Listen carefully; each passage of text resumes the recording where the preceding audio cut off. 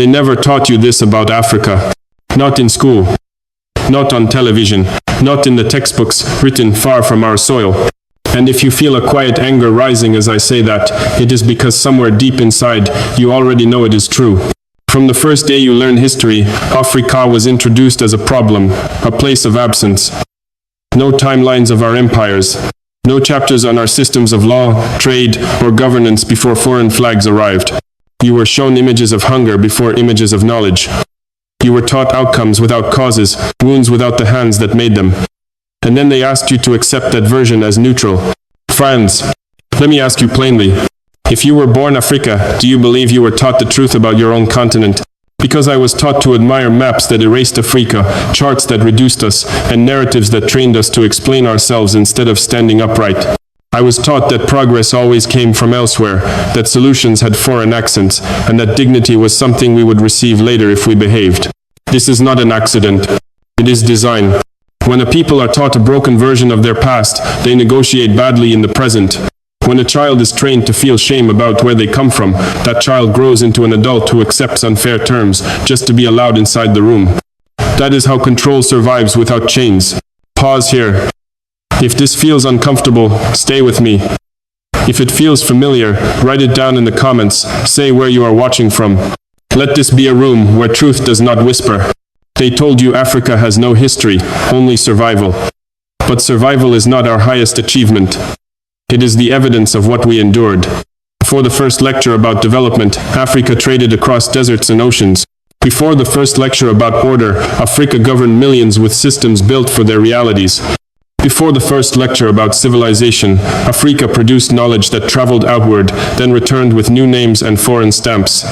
They never taught you that. Because a people who know their past do not accept permanent inferiority. And here is the deeper wound. Many of us repeated those lessons to our own children. Not because we are weak, but because the cost of resistance felt high and the reward felt distant. Fear works best when it sounds reasonable. Fear says, not now. Fear says, be careful. Fear says, this is how the world works. The effects Jesus, 14 Equatus. But fear has never built a future for Africa. If you are listening from Lagos, Accra, Nairobi, Dar es Salaam, Johannesburg, or from London, Paris, New York, Toronto, ask yourself this. How much of what you believe about Africa came from people who benefit when Africa doubts itself? In the next chapter, I will dismantle the most persistent lie of all, the lie of the poor continent. Stay with me. Subscribe now if you want the truth before it gets rewritten again. Let me confront the most insulting sentence ever spoken about Africa. Africa is poor. Tiescaline. Say it slowly, and listen to how absurd it sounds. Africa is not poor. Africa has been made poor. Deliberately, systematically, and profitably. If Africa were poor, the world would not be fighting over it. If Africa were poor, foreign armies would not camp on our soil. If Africa were poor, multinational corporations would not risk coups, sanctions, and wars to keep their access. You cannot call a house empty while you are stealing furniture from it every night. Africa produces over 70% of the world's cobalt, the mineral that powers electric vehicles and smartphones. Africa supplies uranium that lights cities thousands of kilometers away. Africa exports gold, oil, gas, diamonds, lithium, manganese, cacao, cotton, the raw spine of the global economy. And yet we are told Africa is poor. No, we are stripped. We are told Africa cannot develop, but Africa has never been allowed to keep value. We export raw materials, cheap. They return, refined, expensive, and controlled. We dig. They price. We bleed. They brand. That is not a failure of intelligence. That is a system. And here is the part that should make you angry. They trained us to feel ashamed of this lie. Ashamed when someone calls Africa backward. Profitsprenen. Ashamed when aid is announced as if it were generosity, not compensation. Ashamed when our leaders are paraded as beggars at global summits. Some of you watching this nodded along for years because resisting felt lonely. Because saying, this is theft made you sound extreme. Because asking for control made you sound dangerous. That shame was cultivated. Because a people who feel ashamed of their wealth will never defend it. Let me ask you something uncomfortable. If Africa is poor, why does leaving Africa make others rich? If Africa is poor, why do our currencies collapse when commodity prices rise? If Africa is poor, why are foreign profits guaranteed while African lives are collateral? Poverty is not our condition. Poverty is our assigned role, and roles can be rejected. This is why every attempt at nationalization is called radical. This is why every demand for fair pricing is called market disruption. In fraud. This is why every African leader who says no is labeled unstable. Because the lie must be protected. And listen to me carefully now. God did not create Africa to be a warehouse for others. God did not place wealth under Africa's soil so others could decide its destiny. What was stolen can be reclaimed, but only by those who refuse to bow. So I ask you, answer this in the comments, without fear. Have you ever felt anger when outsiders call Africa the poor continent? And who do you think benefits most from that lie? External powers, or internal leaders who enforce it? Write your country below. Let us see how wide this awakening already is. To understand the lie of poverty, you are forced to face the next truth. Fear is the tool that keeps it alive. Now that you see the lie of the poor continent, the next question becomes unavoidable. Who controls the game? Because poverty does not operate alone. It needs managers. It needs rules. It needs referees who always blow the whistle against the same side. Let me be precise. Africa is not trapped by chaos. Africa is trapped by systems. Look at the contracts. Look at the currencies. Look at the rules we never wrote, but are forced to obey. Take the so-called financial discipline imposed by institutions like IMF. They call it stabilization. I call it sedation. Loans arrive with conditions. Cut public spending. Freeze wages. Open markets. Sell national assets. And when people suffer, they say reform takes time. Time for whom? Not for the mother who cannot afford food. Not for the farmer crushed by imported subsidies. Not for the youth told to be patient while their future is exported. Then there is the currency chain, the CFA system. A currency printed outside Africa. Reserves locked abroad. Monetary policy decided without consent. They call it stability. But stability for whom? A currency that rewards imports and punishes production. A currency that keeps economies obedient by design. And then there is the narrative. Media that speaks about Africa, never with Africa. Resistance framed as instability. Compliance framed as maturity. A leader who obeys becomes moderate. A leader who resists becomes authoritarian. This is not journalism. This is conditioning. But here is the uncomfortable truth. None of this works without internal collaborators. External power cannot rule Africa alone. It needs African signatures, African voices, African uniforms. Not every enemy speaks with a foreign accent. Some wear our flags. To identify who controls the game, you must confront how fear is used to keep it running. Let us confront the most dangerous myth sold to Africa. That obedience brings safety. We were told, comply and you will be protected. Sign and you will be supported. Obey and you will be rewarded. History proves the opposite. Every time Africa obeyed, it did not become safer. It became poorer, more fragile, more dependent. When we followed the rules, we were praised. When we stayed quiet, we were labeled stable, crocodiles. And what did stability give Africa? More debt, weaker industries, youth without work. Obedience did not build hospitals. It trained us to wait. Wait for aid. Wait for approval. Wait for permission. Fear made this cycle possible. Fear whispers, not now. If you connotation, fear convinces leaders that survival is better than dignity. But ask yourself this, did obedience protect those who obeyed before us? Those who complied were still abandoned. Those who followed orders were still punished. Obedience buys time, never freedom. And time, when wasted, becomes theft. God did not create Africa to kneel forever. Something changed in the Sahel, and it did not ask for permission. For decades, Africa was expected to negotiate its dignity quietly. Smile for the cameras. Sign the papers. Accept the conditions. Then the Sahel said no. Not as a slogan, as a decision. This is not a story about heroes. It is a story about structure. What happened in Mali, Burkina Faso, and Niger is not personality worship. It is a rupture in behavior. a refusal to continue as a managed space. The AS bloc did not emerge to impress anyone. It emerged to survive. When sanctions arrived, the bloc did not collapse. When isolation followed, it adapted. When pressure intensified, it coordinated. That is the shock. Not defiance for applause, coordination for leverage.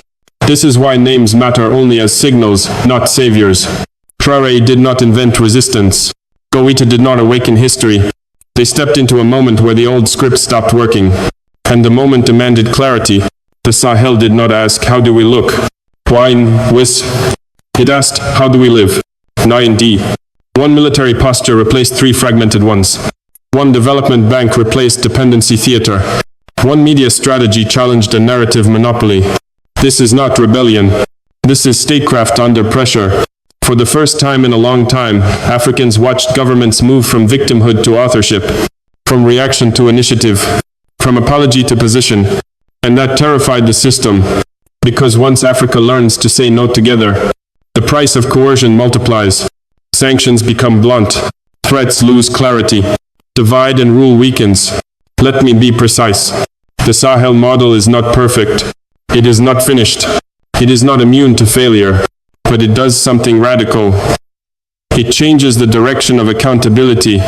Instead of asking, what will donors say? Thanks for watching. It asks, what will our people endure? And crustiny. Instead of optimizing for headlines abroad, it optimizes for survival at home. That shift from external validation to internal obligation is the real revolution.